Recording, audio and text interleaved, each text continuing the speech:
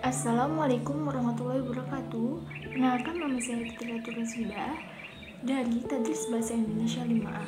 Di sini saya akan menjelaskan mengenai istilah-istilah yang sering digunakan dalam analisis statistik dan juga penjelasan singkat mengenai SPSS.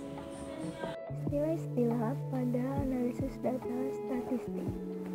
Yang pertama yaitu penelitian, yang merupakan suatu kegiatan yang dilakukan secara sistematis, berencana, dan mengikuti konsep ilmiah agar dapat mendapatkan sesuatu yang objektif dan rasional. Yang kedua yaitu data, yang merupakan sesuatu yang digunakan atau dibutuhkan dalam penelitian dengan menggunakan parameter tertentu yang telah ditentukan. Data dibagi menjadi dua bagian, data kuantitatif dan juga data kualitatif.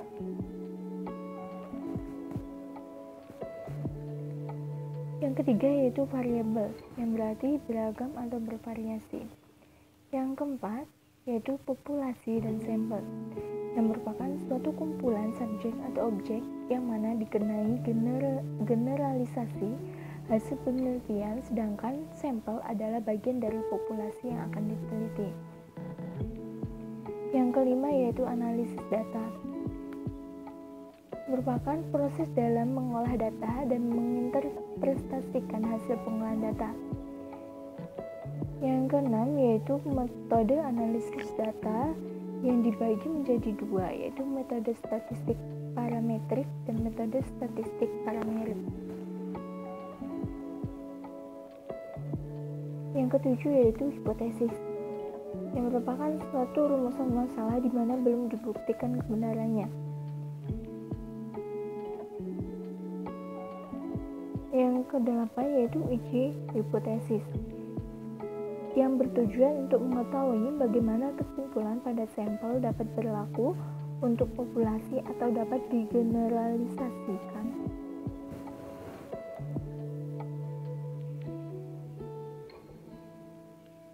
Yang kesembilan yaitu signifikansi, yang merupakan meyakinkan atau berarti. Yang kesembilan yaitu probabilitas, merupakan suatu peluang dalam munculnya suatu kejadian. Jadi, besarnya peluang melakukan kesalahan disebut taraf signifikansi atau tingkat signifikansi. Jadi, taraf signifikansi ini bisa dinyatakan dengan probabilitas atau nilainya yang sama.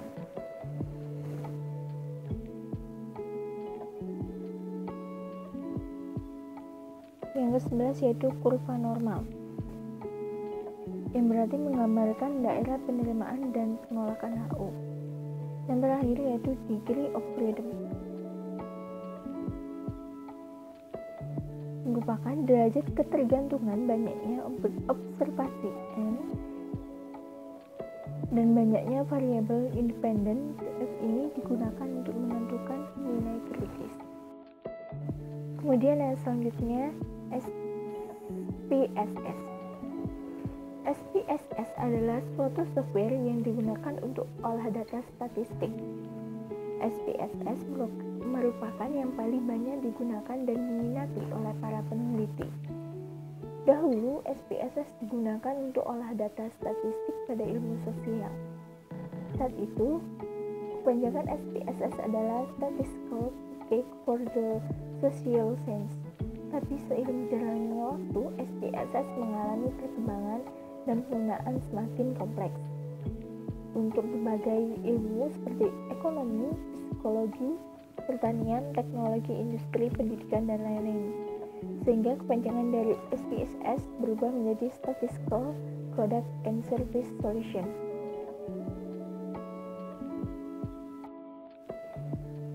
SPSS dibuat pada tahun 1968 oleh mahasiswa Stanford University.